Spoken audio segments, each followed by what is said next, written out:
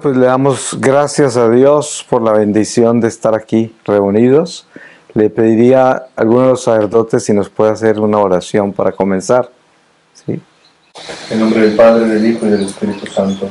Amén. Pidamos al Señor, a nuestro Señor Jesús, a nuestro Padre Dios, que bendiga esta charla, que bendiga a Marino, que bendiga a cada uno de los asistentes, que le permita la fluidez, siempre la apertura del corazón y siempre la esperanza puesta en Dios. Que así sea. Amén.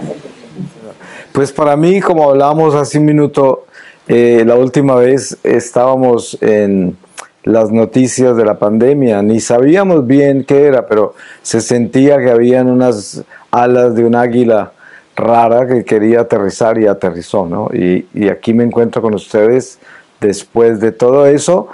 Podríamos decir que somos sobrevivientes, ¿no? Porque mucha gente murió, en realidad, ¿no? No es un chiste.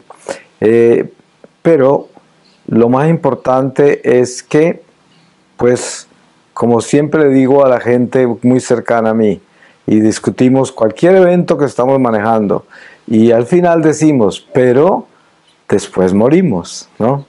Porque esa es la vida nuestra, ¿no? Pasa tanta cosa y después morimos. Entonces, estar preocupados por la muerte, pues es una pérdida de tiempo, porque hay que estar preocupados por estar preparados para la muerte. Eso es lo más importante. La muerte en sí define todo, pero lo que necesitamos es estar preparados para ella, ¿no? Y no tener problema con ella, porque la muerte es nuestra sanación, porque es nuestro nacimiento, si es que morimos en Cristo. Y por eso debe ser recibida con júbilo, a no ser de que estemos en pecado. Eso sí es muy grave, ¿no? Pues he sido invitado por Gladys a compartirles a ustedes una reflexión sobre el silencio y la aceptación de los sufrimientos de Jesús en su pasión. Pues sabemos que estamos en Cuaresma y que la Iglesia nos lidera por esta estación litúrgica a un conocimiento más profundo de Jesús, porque no sabemos si tendremos otra Cuaresma, y precisamente la vida cristiana es una escuela de almas que se preparan para entrar al reino, y el reino de Dios ya está entre nosotros, porque Jesús nos ha establecido ese reino aquí y nos ha dejado su evangelio y su espíritu. Por lo tanto, no es que vayamos hacia el reino, es que somos del reino, como dice San Pablo, ciudadanos de la luz. Y eso es lo que somos. Lo que necesitamos es fortalecernos para que podamos llevar a cabo nuestra misión, que cada uno de nosotros ha sido escogido con nombre propio para ser católico, separado, predestinado, como dice San Pablo, y el llamado nuestro es a vivir en la pequeñez de nuestra vida, la sencillez de la verdad y la fidelidad a una humildad en la cruz que nos lleva a vivir la vida sacrificándonos a las cosas terrenas, renunciando al pecado y abrazando la verdad sin condición, sin importar en qué forma la tenemos que vivir. Pues para comenzar voy a pedirle al Espíritu Santo su palabra, para que en este espíritu de la palabra podamos comenzar. Les voy a leer a ustedes de la primera epístola a los Corintios, y les leo del capítulo 15 desde el versículo 1. Os hago saber, hermanos, el evangelio que os prediqué, que habéis recibido y en el cual permanecéis firmes, por el cual también sois salvados, si lo guardáis tal como os lo prediqué, si no, habríais creído en vano. Porque os transmití en primer lugar lo que a mi vez recibí, que Cristo murió por nuestros pecados según las Escrituras, que fue sepultado y que resucitó al tercer día según las Escrituras, que se apareció a Cefas y luego a los 12. Después se apareció a más de 500 hermanos a la vez, de los cuales todavía la mayor parte viven y otros murieron. Luego se apareció a Santiago, más tarde a todos los apóstoles, y en último término se me apareció también a mí, que soy como un aborto, pues yo soy el último de los apóstoles, indigno del nombre de apóstol, por haber perseguido a la iglesia de Dios, mas por la gracia de Dios soy lo que soy. Y la gracia de Dios no ha sido estéril en mí, antes bien, he trabajado más que todos ellos, pero no yo, sino la gracia de Dios conmigo. Pues bien, tanto ellos como yo, esto es lo que predicamos, esto es lo que habéis creído. Ahora bien, si se predica que Cristo ha resucitado de entre los muertos, ¿cómo andan diciendo algunos de vosotros que no hay resurrección de los muertos? Palabra de Dios. Pues, para resumirles a los que no conocen mi historia, yo soy de Colombia, nací en un pueblito pequeño en las montañas de los Andes, un área de Colombia que se conoce como el eje cafetero, porque son muchas montañas sembradas en café. Y yo nací en una familia muy numerosa, soy el número 6 de 10, pero todos mis tíos tenían 15 y 20 hijos, ¿no? Una familia, parecíamos una tribu. Pero tuvimos una infancia muy feliz en el campo y con todas las tradiciones de la Iglesia Católica. Pero a los 14 años me enviaron a Bogotá, que es la capital, una ciudad grande, y eran los años 60 y entré en esta cultura del hipismo y ya dejé la Iglesia Católica. Y luego contraje matrimonio antes de los 20 años, me fui a vivir a Alemania, viví en Hamburgo 7 años, me formé como actor y compositor musical, esa es mi profesión original. Y después de 7 años me fui a California y allá viví casi 30 años en la industria del espectáculo.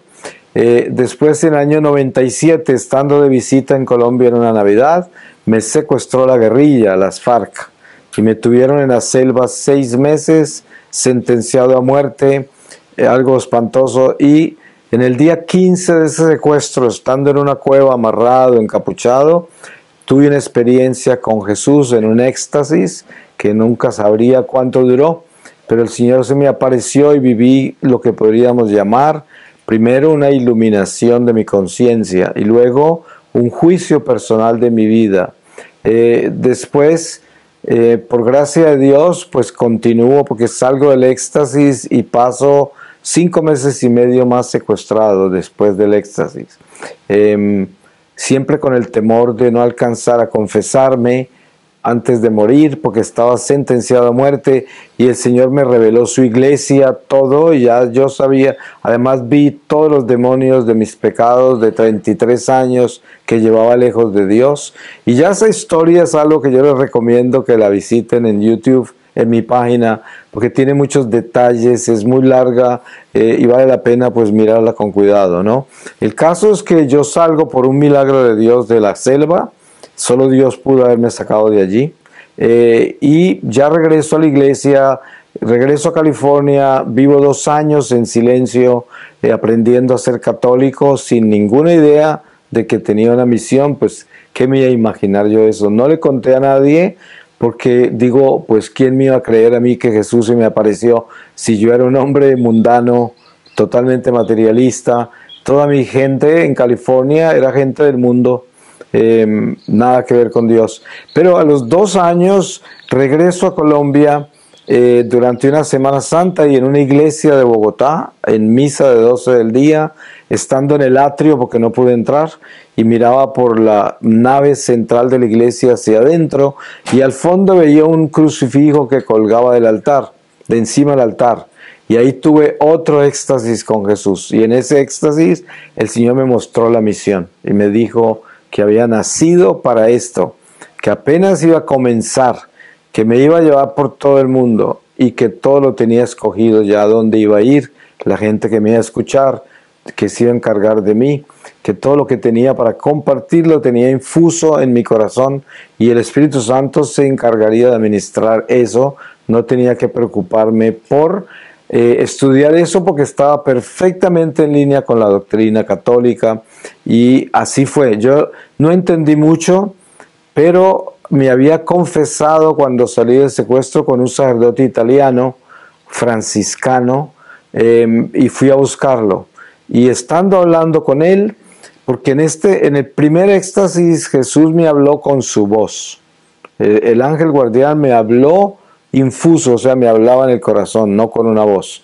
Y en esta oportunidad Jesús me habló al corazón, no con una voz. Entonces, cuando fui a ver al franciscano para pedirle ayuda, le compartí los dos éxtasis, el de la selva y el de la iglesia, y él comenzó a hablar con una propiedad increíble sobre mi experiencia. Pero había un crucifijo en la pared de esa celda donde me confesó, en su convento, y de ahí otra vez el Señor en el corazón me dice que ese era el sacerdote escogido para ser mi padre espiritual. Somos de la misma edad, yo le llevo 3 meses a él, y él se convirtió en mi padre hace 23 años. Así que esta es una historia, un resumen muy corto, porque a partir de ese momento yo dejé mi vida artística, dejé el mundo, fundé una misión que el Señor me reveló como peregrinos del amor, fue algo que Él me mostró, y pertenezco a la Arquidiócesis de Bogotá. Estamos aprobados eclesiásticamente por el Tribunal de Bogotá y tenemos todas las credenciales de la Iglesia, y así hacemos esto hace 23 años. El Señor me ha llevado por 121 países en todos los continentes y esto es lo que hago permanentemente. Yo nunca me he promovido, nunca le cobro a nadie nada, nunca me ha faltado nada y no alcanzo a llegar a todos los sitios donde tengo invitaciones constantes y siempre regreso donde comienzo a ir, porque el Señor tiene eso de un seguimiento por donde Él llega, ¿no? Y continúa llegando. Y eso es básicamente mi historia en pocas palabras, ¿no? Ahora, pues la invitación es para compartir en este momento sobre la aceptación de los sufrimientos del Señor, si entiendo bien la invitación. Y obviamente que estamos en Cuaresma y que nosotros debemos entender una cosa muy importante sobre las estaciones litúrgicas, y es que la Iglesia quiere que nosotros nos elevemos muy por encima de la religión, porque la religión sola no nos lleva al cielo. O sea, la religión es una plataforma y sabemos la forma en que Jesús trató la religión con los fariseos, ¿no? Porque precisamente ellos se quedaron en la religión y nunca entraron en el amor de Dios, en el Espíritu. Y por eso esa circuncisión del corazón que habla Jesús es elevarse por encima de la circuncisión carnal, el sacrificio pedido a Abraham de esa circuncisión en la carne, y ya al completar la ley y los profetas, Jesús dice, ahora ya no es una tierra prometida en la tierra, ahora es una tierra prometida en el cielo, que es la Santa Jerusalén del cielo, para allá vamos. Por eso San Pablo llama a Jesús el Moisés que bajó del cielo, a sacarnos de Egipto, que en este caso es la tierra, este mundo, y nos saca por un éxodo el cual nos acompaña a la Iglesia, que es el éxodo de la conversión del corazón. Si ya no es solo la religión como en el judaísmo, cuando están siendo preparados para la encarnación del Mesías, todo era terrenal. Las promesas eran terrenales, era esa tierra que les prometió, el paraíso en la tierra que les prometió, todo era terrenal. Pero cuando Jesús llega, todo es celestial. Él está hablando del reino que no es de este mundo, como le dice a Pilatos, y él, todo lo que habla en el Evangelio es un invitarnos a elevarnos por encima de este mundo, sin abandonar la realidad terrenal, porque tenemos que pasar esta escuela primero, ¿no? La forma en que yo he entendido nuestra realidad cristiana, primero, pues somos peregrinos, porque no somos de acá. Es decir, nuestro reino no está acá. Y eso hay que tenerlo claro. Y segundo, que estamos en una escuela, porque este es el primer paso de una jornada eterna. Y los espíritus de Dios nunca terminan de conocerlo, porque Dios es infinito. Por lo tanto, todas las criaturas siempre navegan hacia Dios, sin fin. Por eso llamo un éxtasis. Es la gloria de Dios. La gloria de Dios es algo que no termina. Y por eso siempre estaremos aprendiendo de Dios. Y esta es la primera etapa. que no es fácil porque nosotros estamos en un cuerpo material y este cuerpo es limitado por su mortalidad, además que ensordece la audición del espíritu, de la voz de Dios la tiene ensordecida por la fuerza de la carne que tiende hacia lo terrenal.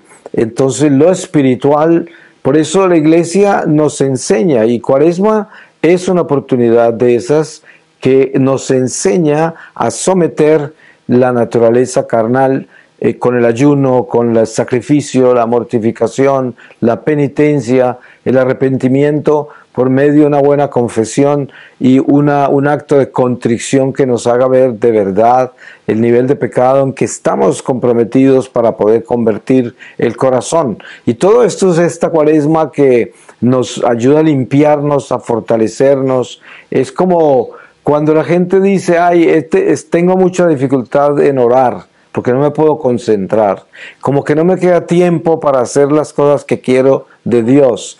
Y la respuesta siempre es tiempo de ayunar, porque parece que la carne está más pesada que el espíritu. Cuando a uno le gana la prioridad de las cosas terrenales y la carne está más pesada que el alma, pues es tiempo de someter la carne, y por eso la Cuaresma nos enseña a someterla con el ayuno, con los sacrificios, para que nos fortalezcamos espiritualmente. Como le decía Jesús a los apóstoles en esa oportunidad que no pudieron exorcizar a un hombre que estaba poseso, y ellos quedaron asombrados cuando Jesús llega y el demonio se va, y Él les dice, es que este tipo de demonios necesitan ayuno y oración. Entonces, con eso nos enseña que nosotros tenemos niveles de batalla espiritual, niveles de trabajo espiritual, los cuales exigen disciplinas muy altas, ¿no? Porque no podemos pensar que nosotros vamos a alcanzar la meta señalada por Cristo, que es la salvación eterna, si no entramos en una alta disciplina. Ustedes se dan cuenta la disciplina tan alta que tiene una persona para perfeccionar un arte terrenal. Si cualquiera que haya perfeccionado un arte en la universidad o cualquiera que sea su arte, usted sabe los sacrificios que hay que hacer y los hace uno con una pasión, ¿no? Porque pues le va a dar beneficios. Pero cuando entendemos el arte de la cruz, la ciencia de la cruz, nos damos cuenta que ese sí es el arte no solamente más exigente, pero el que más frutos da, porque es fruto de vida eterna. En el momento en que entendemos eso, entramos en la realidad cristiana, porque si no entendemos eso, nos quedamos en la religión. Entonces, la Cuaresma es una estación más que yo vivo, y por allá hago un ayuno, por allá hago una confesión, por allá doy una limosna, por allá, y después continúo en lo mismo, ¿no? Viviendo en el mundo con una religión que apacigua mi conciencia. Una religión que acompaña mis momentos difíciles o buenos, es algo más en mi vida. No es mi vida, sino algo que tengo en mi vida. Sí, entonces cuando se vive así, no se vive en Dios, sino que se tiene a Dios, pero sin vivir en Él. Y esto es precisamente la necesidad que tenemos para entender la pasión de Cristo. ¿Cómo aceptamos los sufrimientos del Señor? Convirtiéndonos en instrumentos de reparación en su propia cruz. Por eso San Pablo dice, en mí se terminan de completar los sufrimientos que faltan por completarse del cuerpo místico de Jesús, que es la iglesia, lo cual nos hace a nosotros instrumentos, piedras vivas del templo de Dios. Somos instrumentos de reparación. Algo que el Señor me mostró a mí con mucha claridad fue los 33 años que yo no comulgué, que estuve lejos de la iglesia. Y eso fue aterrador, porque nosotros como católicos nacimos para ser instrumentos eucarísticos de reparación. Esa es nuestra misión principal. Somos instrumentos de reparación. Y cada Eucaristía que recibimos, Jesús Eucaristía rescata almas de la perdición eterna. Por eso el tesoro más grande que nos llevamos en el momento de la muerte, cuando comparezcamos ante el tribunal de Jesús, son las almas que se pudieron rescatar por nuestra reparación eucarística. Y estoy hablando cuando uno entra al misterio eucarístico preparado, ¿no? Porque pues sabemos que hay una situación muy grave en la iglesia hoy con el trato a los sacramentos. En las misiones, a mí me da una tremenda tristeza llegar a lugares, y muy comúnmente en Estados Unidos, Canadá, algunos otros sitios, ahora también en Latinoamérica, desafortunadamente, y es que uno va a una misa de domingo, hay 500 personas en una iglesia grande o más, todos van a comulgar, nadie se confiesa, ni siquiera el 1% de esa parroquia, y todos comulgan.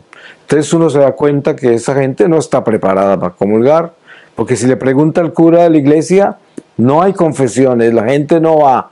Tienen media hora el sábado, porque como van tan poquitos, y en esa media hora si acaso llega uno de una parroquia que tiene miles de personas, ¿no? Entonces, pero si nosotros somos el católico que se prepara para comulgar, entonces ese es el instrumento eucarístico que llega, y Jesús puede rescatar almas, porque en el momento que comulgamos se están muriendo miles de personas alrededor del mundo en peligro de condenación.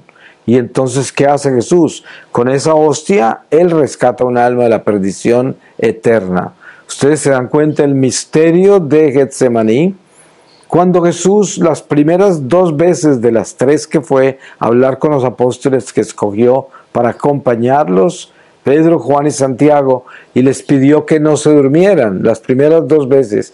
Él quería que lo acompañaran, pero ¿por qué? Ellos no podían hacer nada para la pasión que comenzaba ya del Señor, que hasta sudó sangre. Pero lo que Él quería era que ellos se mantuvieran despiertos para ser testigos ante el Padre, y para que Él pudiera rescatar más almas. Porque eso es el equivalente a la adoración al Santísimo. Cuando estamos adorando al Santísimo, estamos siendo testigos con Jesús ante su Padre para rescatar almas, porque Él utiliza ese testigo material que somos nosotros para rescatar gente que está en el mundo material. Entonces, uno normalmente, racionalmente, no entiende cómo es posible que Dios lo necesite a uno. Pues sí, porque estamos en el mundo material, y des en cuenta que Jesús se hizo esta carne para que pudiera rescatarnos en la carne misma. Así que Él utiliza el mismo elemento para poder redimirnos en el mismo elemento del mismo elemento, porque es donde está el pecado. Así de que es importante entender nuestra vida de instrumentos de Dios, nuestra vida como reparación. Somos importantes para reparar. Un católico fiel es una columna de luz. Es como me decía el Señor de los sacerdotes, decía, no hay en la tierra ningún ser humano más poderoso que un sacerdote santo. Nadie. Un sacerdote santo hace temblar los infiernos. Sí, porque, pues, ¿quién puede tener más poder entre los humanos que aquel que se convierte en otro Cristo en la vida sacramental de la iglesia? Y cuando es fiel durante toda su vida, en todo momento. Nosotros, por el bautismo, sabemos que somos sacerdotes, profetas y reyes. Y por lo tanto, tenemos en nosotros el mismo Espíritu Santo, que tiene toda esa fuerza para actuar desde nosotros para la salvación de las almas. Y no necesariamente por lo que vayamos a decir o lo que vayamos a hacer. Ustedes se dan cuenta que cuando comienza la iglesia, San Lucas en los Hechos de los Apóstoles nos muestra algo hermoso, que es los apóstoles ya sin miedo andan por Jerusalén sin miedo y se van al templo todos los días, y la gente ya ni les pedía que le impusiera manos a los enfermos, los ponían en la calle por donde ellos pasaban, y cuando pasaban se sanaban, se liberaban los posesos, se curaban los leprosos, y los apóstoles no tenían ni que tocarlos. ¿Pero por qué? Porque llevaban al Señor ya lo llevaban. Entonces, la misión nuestra es ser esos instrumentos, Por eso no podemos encontrar una descripción más hermosa de quiénes somos nosotros cuando somos fieles que la que da San Pablo cuando dice: somos vasijas de barro que llevan el tesoro. Es tan perfecto eso, porque eso es lo que somos, frágiles como el barro, pero llevamos un tesoro, el más poderoso, que es el Espíritu Santo. Y eso, teniéndolo claro, nos concientizamos de la importancia que es mantener esta vasija limpia, que es mantener este instrumento, que es lo que Dios nos dio y nos confió, mantenerlo al servicio del altar del Señor, para que el Señor desde nosotros se sirva para la salvación de las almas. Es nuestra misión. Entonces, el despertar cristiano puede ser en este momento, porque usted puede vivir todo su catolicismo en una forma religiosa y no profundizar en él, no concientizarse de lo que es, no entender su misión y desperdiciar toda esta vida y luego tener que entrar en una escuela en el purgatorio para aprender lo que Dios le dio en la tierra. Eso es muy doloroso, muy doloroso. Yo tuve una visión de purgatorio durante el primer éxtasis que me dejó muy adolorido en el corazón, no solamente por las almas que están ahí, sino por las que van para allá, por ignorancia, por ceguera espiritual, por desobediencia, por falta de disciplina, por falta de obediencia. Todo esto, ¿no?, que produce una situación muy complicada, que es terminar en algo que pudiéramos haber evitado, ¿no? Es como la iglesia, que es madre y es maestra, constantemente nos está recordando lo importante que es prepararnos, porque la vida termina en cualquier momento, y por eso insiste siempre el Evangelio en que estemos despiertos, alertas, porque no sabemos cuándo el Señor nos va a llamar. Y ustedes saben, cuando muere un anciano, pues uno dice, bueno, murió el anciano, ¿no? Una persona que ya pues se sabía que se iba a morir pronto, porque es una edad muy avanzada. Cuando muere una persona joven, sorpresa, ¿no? Uno se sorprende y en el corazón uno dice, pues ojalá que estuviese preparado, ¿no? Ese es el sentimiento cristiano. Pero eso muestra que la muerte no escoge por edades, ¿sí? La muerte es silenciosa, llega silenciosa, porque solo Dios sabe cuánto tiempo tenemos, ninguno de nosotros sabe. El tiempo solo le pertenece a Dios, por eso uno siempre tiene que estar consciente de que no tiene tiempo, porque hay gente que está bajo la idea de que tiene tiempo para cambiar. Yo me encuentro mucha gente en el camino que ya he conocido antes y les pregunto, ¿cómo van? Y muchos dicen, ahí voy. Sí. ¿Y ahí voy cómo? Dice, pues bueno, ahorita fornico un poco menos, robo un poco menos, miento un poco menos, ahí voy. Entonces yo digo, ahí va, pero para el infierno, si se muere así. Esa mediocridad, esa tibieza es lo que detesta Dios. Por eso la palabra dice, Dios vomita el tibio de su boca, ¿no? Porque el tibio es un hipócrita, ¿cierto? Es una persona que no respeta a Dios, no la ama. Porque si la amara y la respetara y entiende el pecado, ¿cómo es posible que siga así? ¿No? Obviamente somos seres vulnerables, frágiles, y no nos ganaremos todas las batallas. Por eso tenemos el sacramento de la confesión. Por algo lo dejó Jesús, porque sabía que es una batalla espiritual diaria contra el pecado, y no todas las batallas nos las vamos a ganar. Pero hay una cosa importante, y es que nunca caigamos voluntariamente en el pecado. Eso es lo importante. Que caeremos antes de morirnos muchas veces, pero que sea en una batalla contra la tentación. Eso es lo importante, porque cuando uno cae en una batalla es un soldado caído y el Señor le ayuda a levantarse. Por eso tenemos los sacramentos. Pero cuando una persona es un mediocre, un tibio, que se confiesa y sabe que va directo a cometer el mismo pecado sin ningún esfuerzo, voluntariamente, pues ese es un hipócrita, ¿no? Y tenemos que tener mucho cuidado no caer en eso. Ahora, seguramente todos hemos caído en eso, en esa tibieza, en esa hipocresía, porque no podemos venir aquí a darnos las de que estamos hechos de ninguna forma.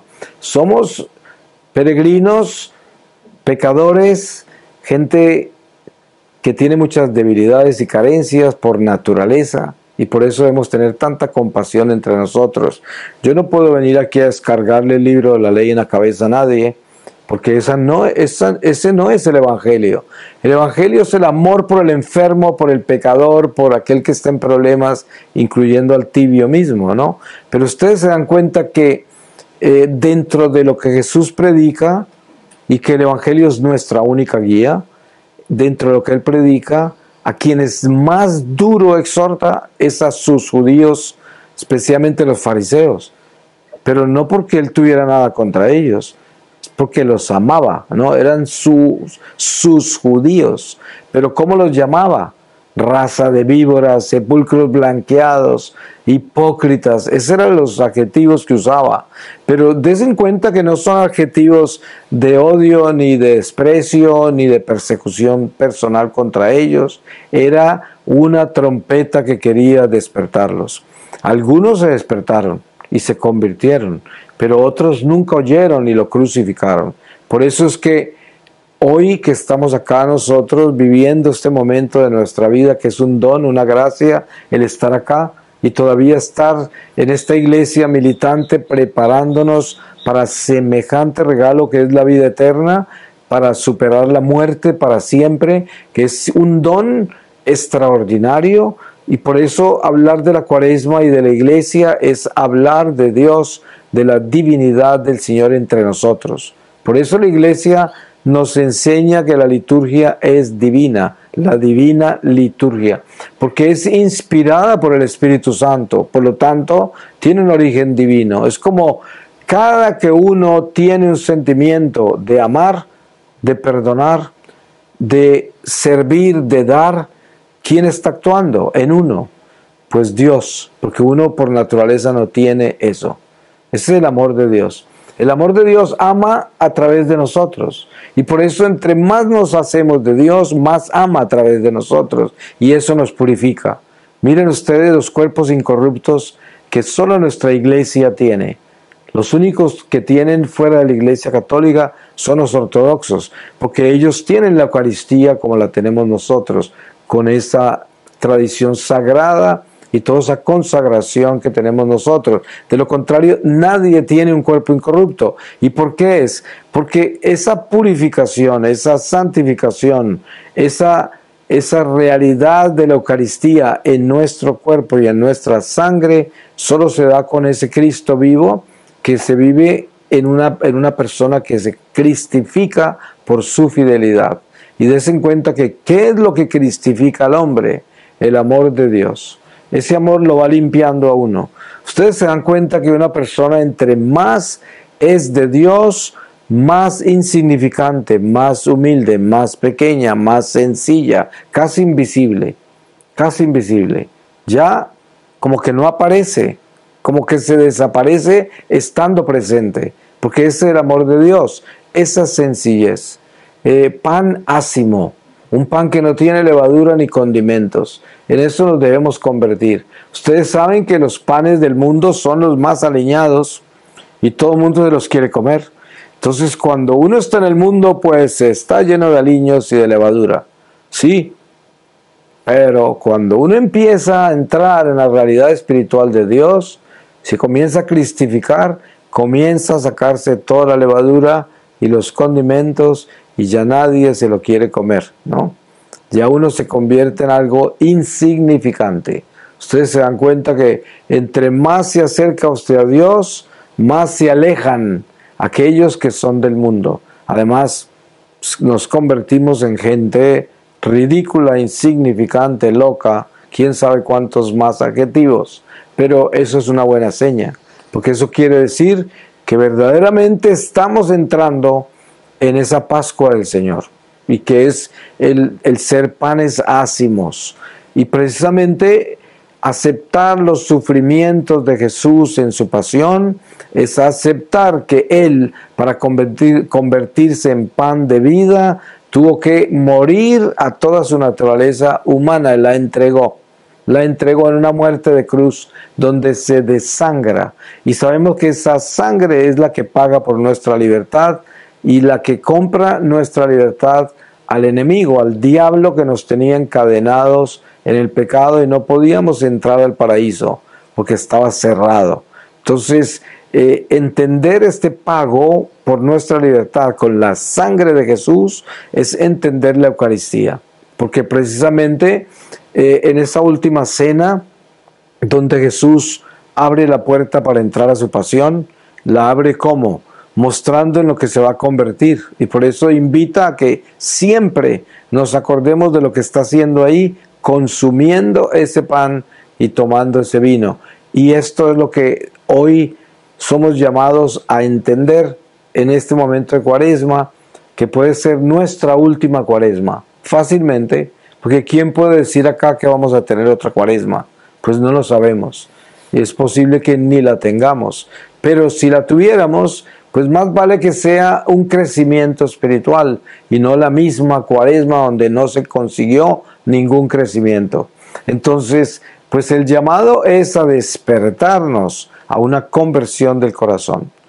Yo siempre le digo a la gente, mire, si usted quiere ser muy sincero como cristiano, mire para atrás un año y piense, ¿será que yo soy mejor persona hoy que hace un año? ¿Será?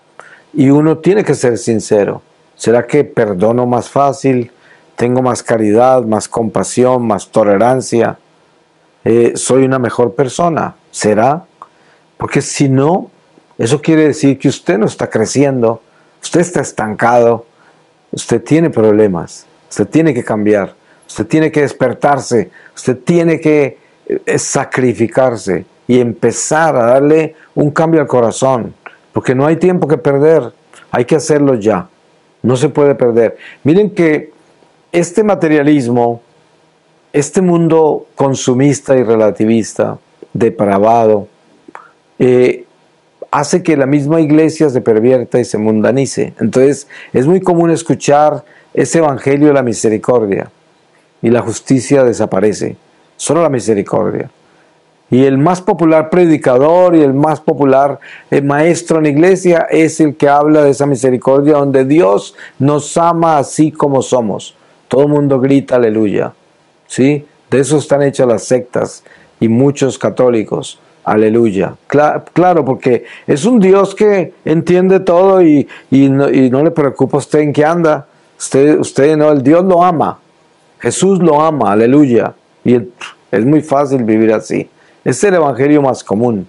Pero la realidad es que existe el infierno, existe Satanás, existe el pecado, existe el purgatorio, existe el cielo. Existe la iglesia en la tierra, que es la nave que nos lleva por estas aguas turbulentas al puerto seguro, que es Jesucristo, y que debemos tener todo eso claro en el corazón, pero con un Dios vivo que vive en nosotros, no allá, porque es que no es que venimos en una Cuaresma a ser testigos de la cruz, o sea, lloramos arrodillados al frente de un crucifijo, lloramos en todas las estaciones de la Semana Santa, pero no estamos dentro de esa cruz, no estamos crucificados con el Señor. ¿Cómo se crucifica uno con el Señor? Para crucificarse con Jesús, uno tiene que entrar en los sufrimientos del Mesías. ¿Cuáles son? Yo vivo mi vida en la voluntad de Dios, que es llevar todo lo que sucede en mi vida con amor, con compasión, con paciencia y con fe, sin cuestionar nunca a Dios, dándonos cuenta con sinceridad si las consecuencias graves de nuestra vida son por el pecado o por la gracia que Dios permitió el sufrimiento para que yo me moldee y me purifique, porque son dos formas de entender qué nos pasa cuando las cosas no andan bien. Miren una cosa, queremos saber cómo actúa Dios moldeándonos y formándonos, no necesariamente como consecuencia de nuestros pecados, sino por el amor que Él tiene de prepararnos para entrar al reino. Antes de la pasión de Cristo, Jesús le da una noticia a San Pedro, terrible, y esa noticia es difícil de aceptarla, porque él le dice, Pedro, Pedro, Satanás le pidió permiso al Padre para pasarte por el trillo. Y yo le pedí al Padre que no permitiera que perdieras tu fe. Cuando pases por eso, ve a testificarle a tus hermanos. Eso es terrible, porque ustedes se imaginan Pedro, que Jesús lo llamó Pedro Roca, porque sobre él edificaría la iglesia, y Jesús no le dijo, y yo le dije al Padre, con Pedrito que no se meta ese negrito, no, con Pedrito que el diablo no se venga a molestarlo, ese es mío, ¿no? Ese es mío. Ahí, eso no hizo Jesús, ¿no? No hizo. Jesús le anunció lo que le iba a pasar, y ustedes saben que Jesús muy pronto, Pedro muy pronto lo negó 3 veces. Y dicen que lloró su vida, el resto de su vida por eso. Fue una purificación terrible. Pedro no estaba en pecado mortal. Pedro no estaba en problemas con Dios, en nada. Pero Pedro iba a ser moldeado y formado por la disciplina de Dios. Esto nos enseña a nosotros lo que tenemos que aprender de nuestra vida cristiana, que mucha gente piensa que por ser fiel a Dios, entonces no nos pasa nada. Y por eso las sectas cristianas siempre dicen que al que se enferma, al que fracasa económicamente, al que tiene problemas, es porque tiene una maldición, es porque es el pecado. O sea, este fatalismo cristiano no viene de Dios, porque uno no puede decir eso, porque uno no sabe la voluntad de Dios, cómo actúa en la vida nuestra y cómo nos está moldeando. Lo único que uno sí sabe es que hay situaciones adversas en la vida, consecuencia de nuestros pecados. Eso sí lo sabemos. Cuando actuamos mal, sabemos que hay consecuencias. Pero cuando no actuamos mal y hay consecuencias, hay situaciones adversas, hay que glorificar a Dios, porque esa es una bendición, porque es Dios moldeándonos. Eso es lo que sucede, y es muy importante entender eso para que no perdamos la fe. Yo conozco casos de personas que eran gente súper carismática, congregando estadios de gente para congresos, y de repente una prueba grande, se le muere un hijo, y esta persona entonces aparece disgustada con Dios.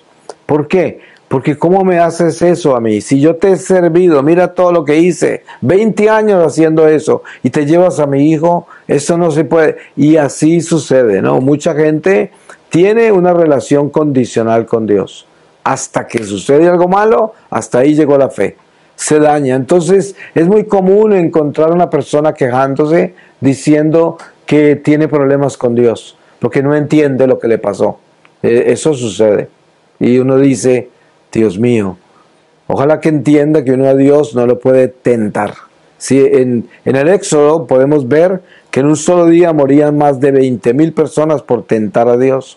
Sí, hoy tenemos a Jesús a la derecha del Padre, y es un filtro, que la ira de Dios no cae sobre nosotros como caía en el pueblo hebreo.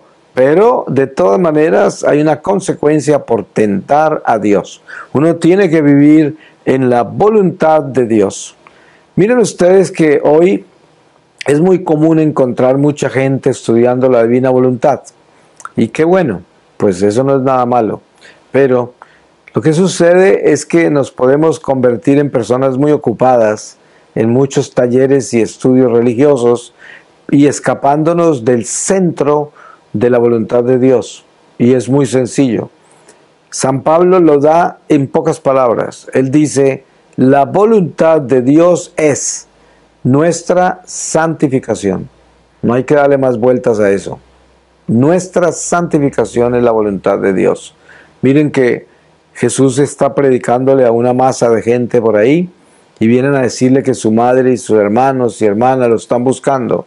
Y él aprovecha y le dice a todos, mi madre y mis hermanos son los que hacen la voluntad de mi Padre. Y ahí está. Esa es la voluntad. La voluntad de Dios es nuestra santificación. No hay que buscarle más. Porque nos podemos volver muy sofisticados con la divina voluntad. ¿Pero qué? ¿Qué hace eso? Nada, porque si nosotros intelectualmente nos llenamos de riquezas de la interpretación de la divina voluntad, ¿acaso eso nos va a cambiar el corazón y nos va a santificar? A lo mejor no. Pues yo conozco mucha gente muy estudiosa de eso, que de todo tiene menos de caridad, ¿no? Entonces, por lo tanto, el Espíritu de Dios no está ahí. Esos estudios no nos han llevado a ningún lado. Entonces, el estudio central en la voluntad de Dios es asegurarse usted de que está mirándose el corazón con radicalidad y diciendo qué es lo que hay que cambiar en mí. Eso es llevar los sufrimientos de Cristo. Porque ¿por qué sufrió Cristo? ¿Acaso no sufrió por los corazones maleados, por los enfermos, por todos nosotros que somos enfermos del alma? Por eso sufrió. Esos son los padecimientos del Señor.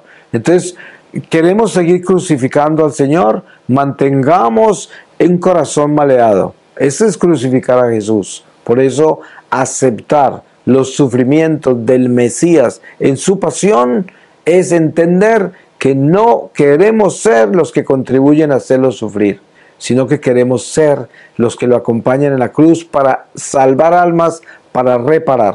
Por eso Jesús, cuando recoge a sus apóstoles, los escoge, que eran casi todos pescadores, les dice que los va a hacer pescadores de hombres. Y eso es lo que somos nosotros. Nosotros, la única misión que tenemos primero es la de pescar nuestra propia alma para Dios. Es la primera pesca, es la pesca milagrosa, es uno pescar su alma, es decir, no te vas para ningún lado, le perteneces a Dios y te voy a mantener ahí. Esa es la primera pesca. Y después de que uno se vuelve un buen pescador de su propia alma, que ya no sea un pescado resbaladizo, ya uno se va a pescarle más almas al Señor. Y eso es lo que hay que hacer. Esa es nuestra tarea y es lo que Jesús quiere. Miren que de sus últimas palabras en la cruz es: tengo sed. Y sabemos que no era sed de agua, era sed de almas. Y así se lo reveló a Santa Teresa de Calcuta. Sed de almas. Eso es. Entonces, la novena de la Divina Misericordia, que seguramente la deben conocer, y si no se la recomiendo, comienza el Viernes Santo. Se la reveló Jesús a Santa Faustina. Cada día de la novena, Jesús dice: hoy tráeme las almas y nombra las almas. Se recorre prácticamente toda la humanidad en esos 9 días. Pero ¿qué está haciendo Jesús en cada día de la novena? Tráeme las almas. Uno se imagina, ¿yo llevarle almas al Señor? Sí, porque nosotros somos intercesores, reparadores. Usted puede desde el silencio de su vida, en su oración, reparar y llevarle almas al Señor. Usted se arrodilla a los pies de su lecho antes de acostarse y le dice: Señor, esta noche te voy a llevar las almas de todos los sacerdotes que no son fieles, que están en problemas, que tienen problemas de fe, hoy te las entrego. Eso es lo que ama Jesús. O te llevo todos los sacerdotes santos para que los fortalezca. Te llevo la necesidad de que nos des vocaciones santas para el sacerdocio, para la vida religiosa, que nos des matrimonios santos, hijos santos, gente santa en la iglesia. Y todas estas son almas que le llevamos al Señor. Y eso es lo que Él quiere. Uno diría: pero ¿quién soy yo para pensar que yo le puedo llevar almas al Señor? Claro, como nosotros somos estas vasijas frágiles de barro, nunca encontramos la dignidad para creer que nosotros podamos hacer algo importante en la iglesia y para Dios. Pero precisamente ese es el obstáculo que nos pone el demonio. El demonio nos humilla y nos dice: ustedes, miserables pedazos de barro, ¿qué van a hacer ustedes? ¿A quién van a ayudar? ¿Y ustedes creen que Dios los va a escuchar? ¿Y que ustedes pueden salvar a alguien? No. Es más, de pronto me los voy a llevar, ¿no? Y esto es lo que el diablo hace con nosotros. Pero uno no puede escuchar esas voces. Uno tiene que entender de que Dios nos ama y nos utiliza, cada uno de nosotros. Y que nosotros somos muy importantes para la salvación de las almas. Muy importantes, demasiado importantes. Y no tenemos tiempo que perder. Cada día es un día para salvar almas. Cada día. Cada momento de su vida, no lo desperdicien. Eso es lo importante, estar despiertos a eso y entender cuánto nos necesita el Señor, ¿Cuánto podemos hacer por Él, por la economía, la salvación, antes de que Él regrese? Hay mucho trabajo que hacer. Y dense en cuenta que nosotros somos la bendición de estas generaciones que vienen, porque en nosotros podemos dejar un legado de oraciones que protegen los hijos, los nietos, las generaciones futuras por nuestra fidelidad. El que es fiel bendice generaciones enteras, el que es fiel a Dios. Y por eso sacrificar su vida, atreviéndose a renunciar a las glorias de este mundo, es lo más poderoso que usted pueda hacer. Porque ahí es donde está la verdadera reparación y la verdadera liberación de miles de almas con mi sacrificio. Uno nunca se imaginaría la trascendencia que tiene el sacrificio de una persona. Una sola persona puede arrastrar miles de almas, pero miles son miles, una sola persona.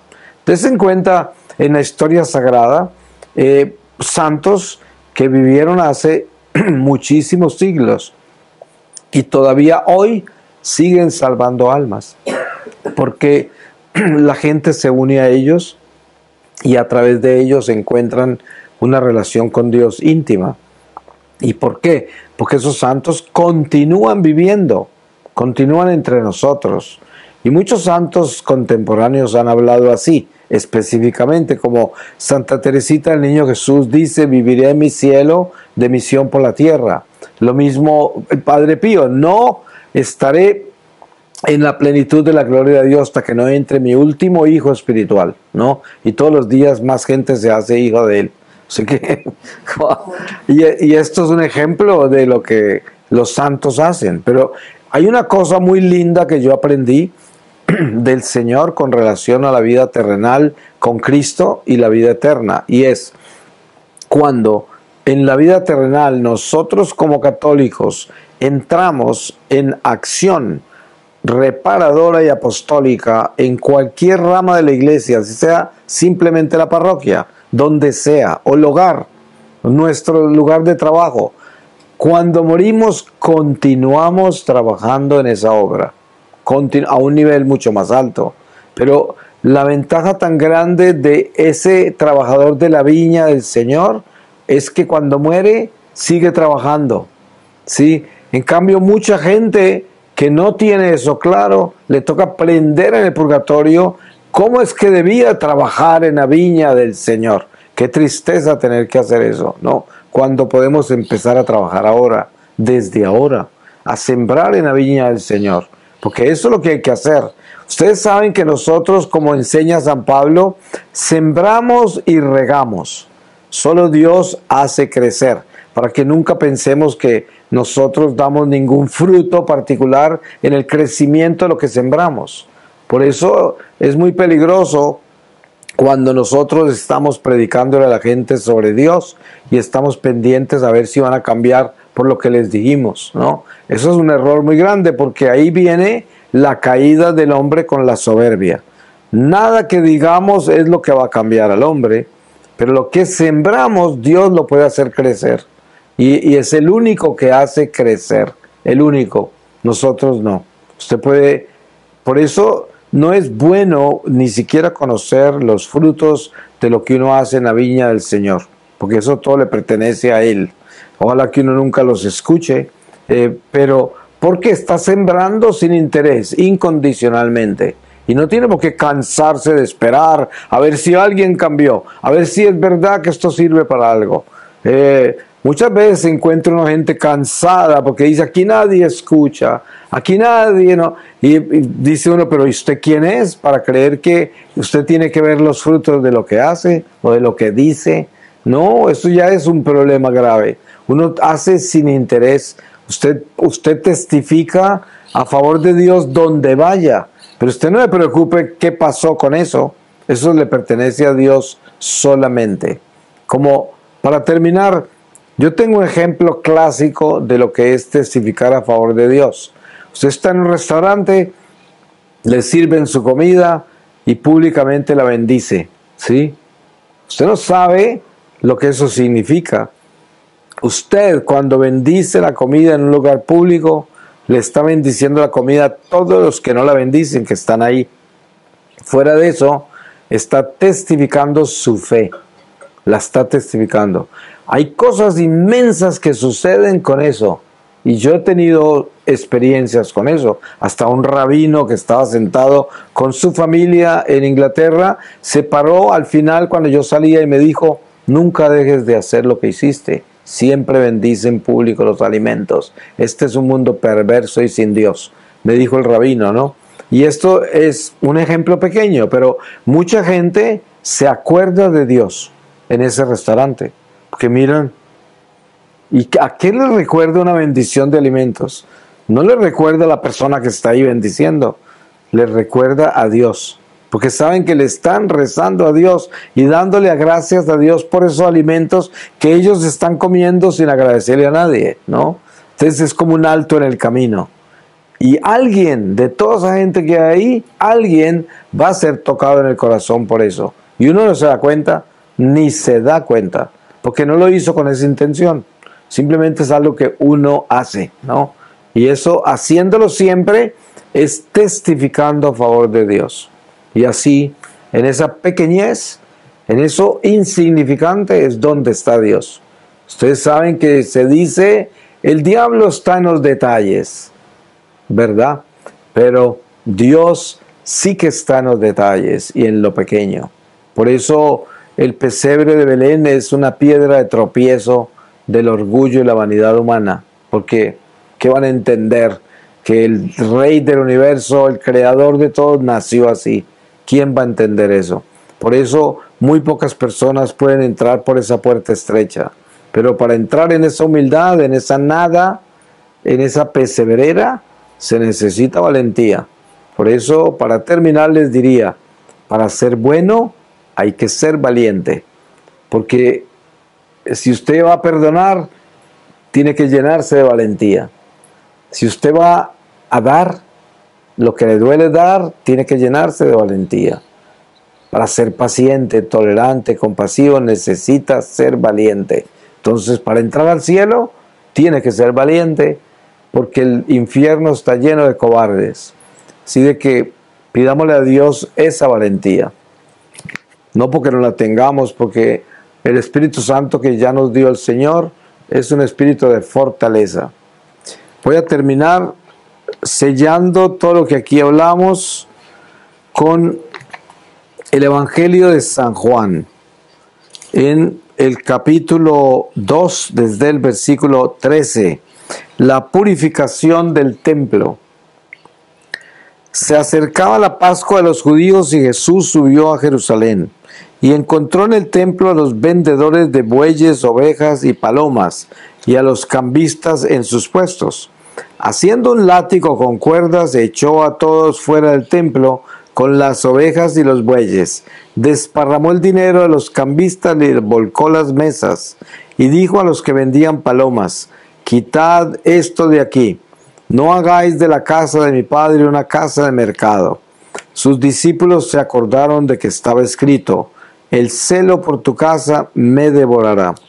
Palabra de Dios. Te alabamos, Señor. Pues yo le doy gracias a Dios por todos ustedes y le pido a Dios que tenga compasión de ustedes y sus familias y del tiempo que les queda en esta vida, para que sea utilizado con mucha santidad, con mucho celo por las almas, y que en sus corazones nazca esa necesidad de tener un sentimiento universal donde uno quiere que todos se salven. Ustedes saben que una de las oraciones que el ángel en Fátima le enseñó a los pastorcitos era: apiádate, Señor, de todas las almas, especialmente las más necesitadas de tu misericordia. Y estaba enseñándonos a orar por toda la humanidad. Y es necesario que nuestro corazón llegue a ese amor universal, que no sea solamente por las personas que amamos, que nos duelen, que están al lado, sino por la humanidad. Y cuando nace eso, verdaderamente nace un amor cristiano, porque ese es Jesús en la cruz, murió por todos, y por eso para nosotros cristificarnos tenemos que llegar a ese amor, donde a mí me duele el extraño que va por la calle, que no conozco, me duele, digo que se salve y que de mi corazón salga eso. En ese momento puedo entender que estoy creciendo en el amor, porque no tengo ninguna diferencia con una persona u otra. Quiero que todos se salven, especialmente mis enemigos, con más razón. Amén. Amén.